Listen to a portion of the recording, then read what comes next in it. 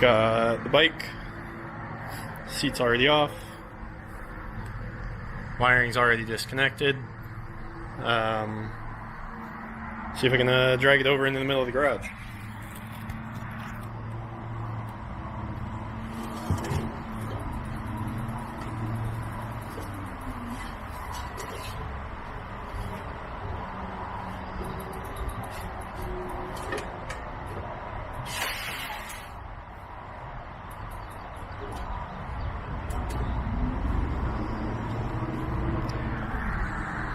Cool. So, while we're here, some people have asked about removing this cover. I'm going to try and straddle the bike. So, all you gotta do, that, push forward, lift up the back, boom. It's significantly easier because I don't have a seat on right now.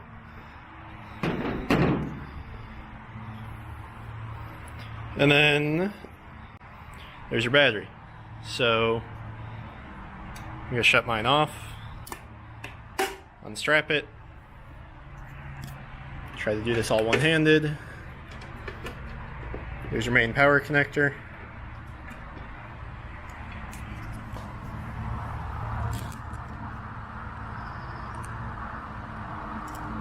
Got main power connector. Woo! A little shaky.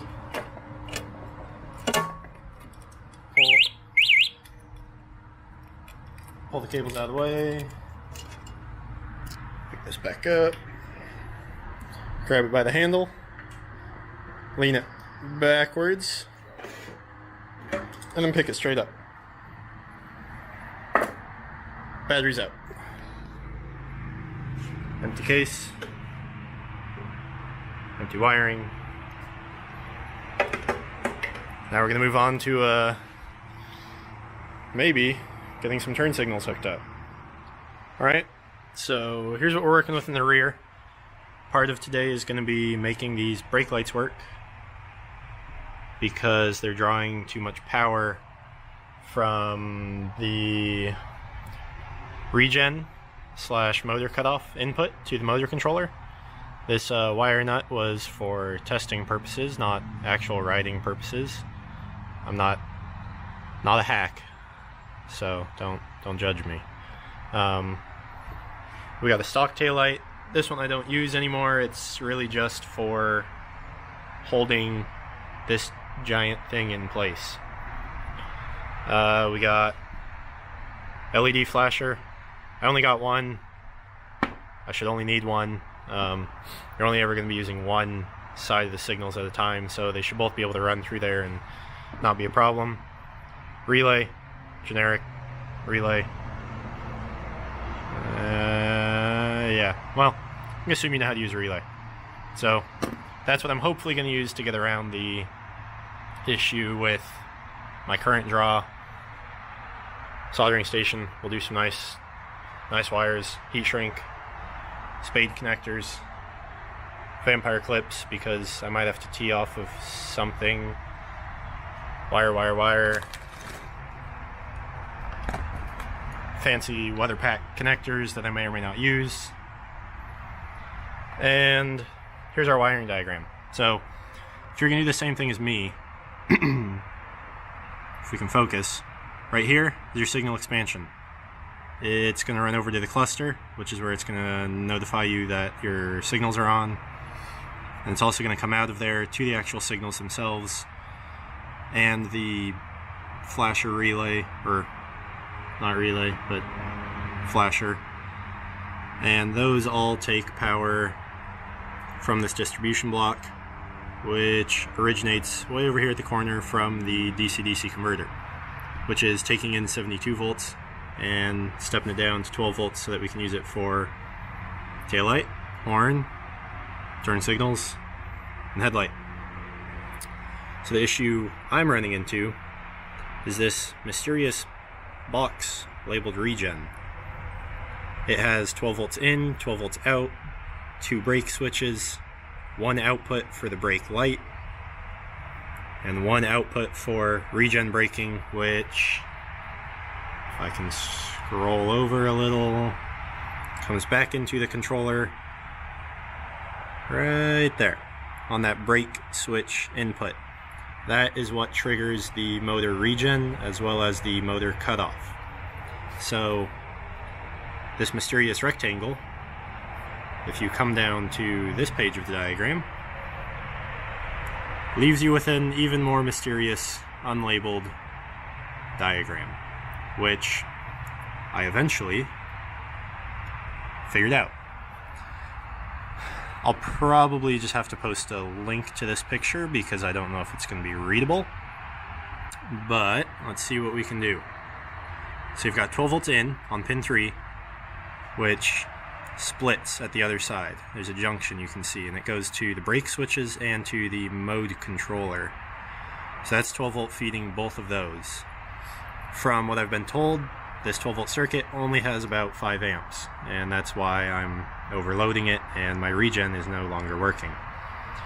So you can see pins 2 and 3 on this side are front brake input and rear brake input.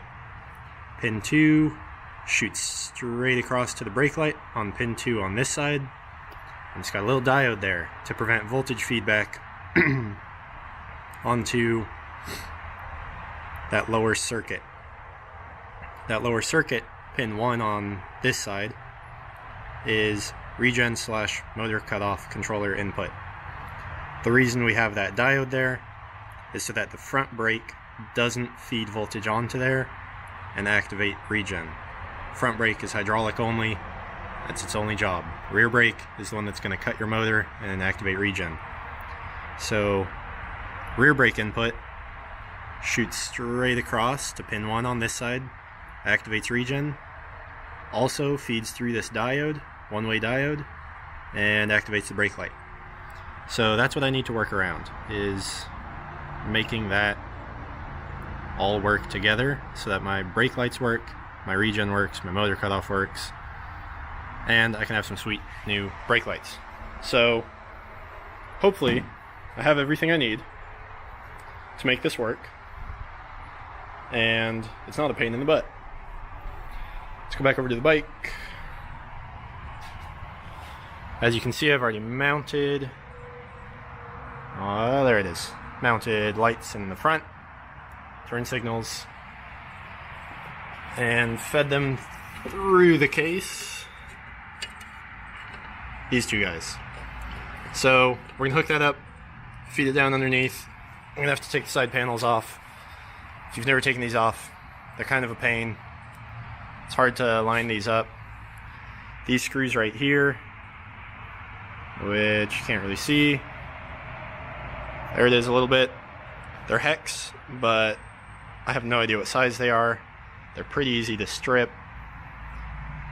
I usually just jam a Torx in it, but we're gonna see how it works today. You got 1, 2, 3, 4, and 5 of them. 5 per side. I'm only gonna take off one side. No need to take off both, just to run some wiring. Yeah, see how it goes.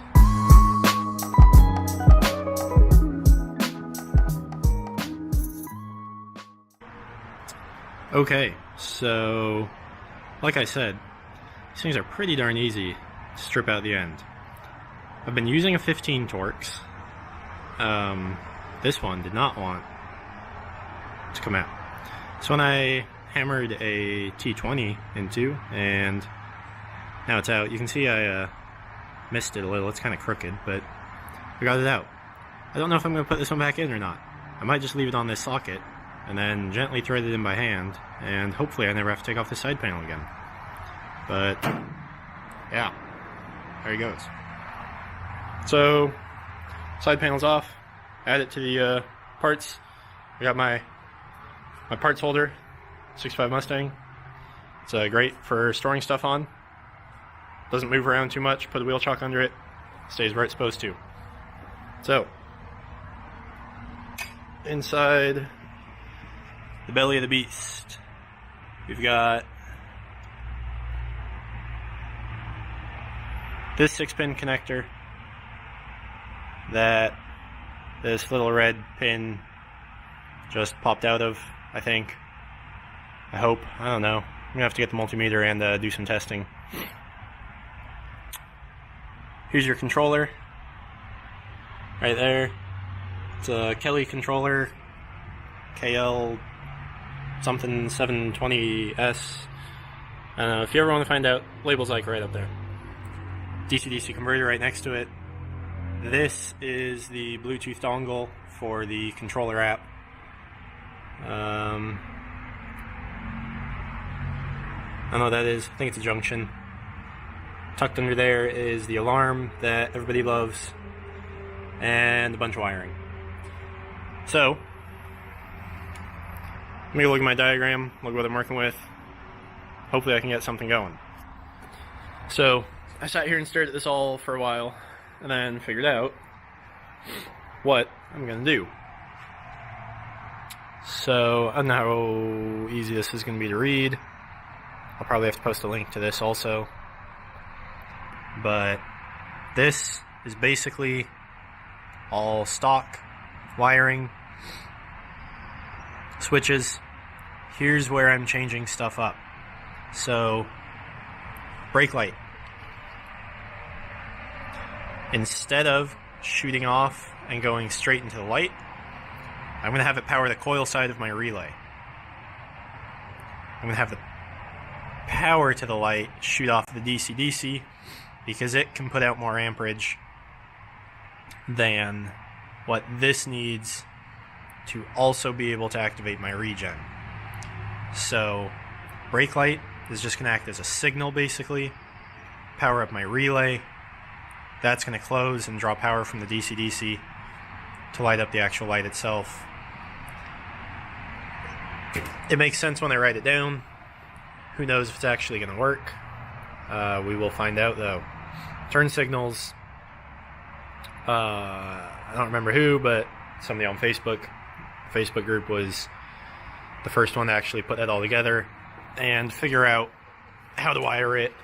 I've got the picture somewhere on here. We will do that after the fact. First, we're going to try and get brake lights working and regen working all at once. Turn signals, next step. So, there you have it.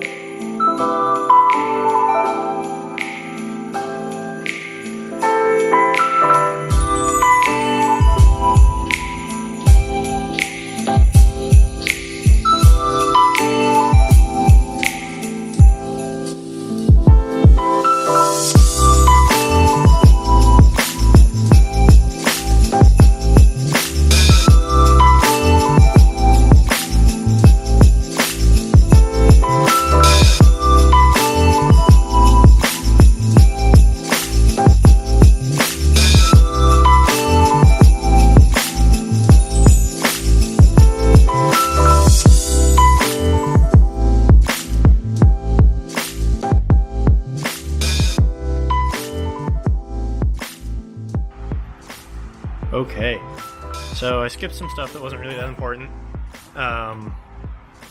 but you can see here, off the DC-DC, I'm clamped onto this yellow wire. This is a good do as I say, not as I do moment. Originally I had clamped the red wire, and when I tested it, it blew up all of my LEDs. So, kind of a change of plans. if you do this, make sure you come off the yellow wire. Or just test your wires beforehand and make sure you're actually connecting to the one with 12 volts, not the one with 75 volts. Okay, so fast forward, bike's done. The camera died in the middle of recording. I figured instead of charging and waiting and recording more of me just putting wires together, I would just skip to the end and let the camera charge. So, power up the bike. My new brake lights work. My regen works. My motor cutoff works. And I also got the turn signals wired up. So, indicator there. Signal there. Signal there.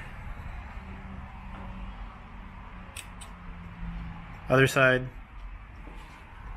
Indicator. Signal. Signal. So, everything works like it should. Pretty happy with it. If you do add signals to your bike, make sure you get 2 signal relays, because the way they have this wired up in the wiring harness is each signal has its own dedicated power feed, so you can't just use one relay that splits off to both. You have to use one relay per. So wasn't what I was expecting. Had to go buy another relay. No big deal. But if you just go on, I think I got my electric relay on superbrightleds.com. It's just a 2-wire flasher. One side goes to power, the other side goes to your lights, and then everything loops back into the indicator. It's pretty simple. Like I said, I'll have my diagrams uploaded so you can kind of see how I did this, and that's it. So next thing I'll do is some kind of new rear fender, since I broke mine. I've had some ideas, but never really followed through with them because I had a fender. So convenient that I broke mine today, so let's start setting up my new one. Well, thanks for watching.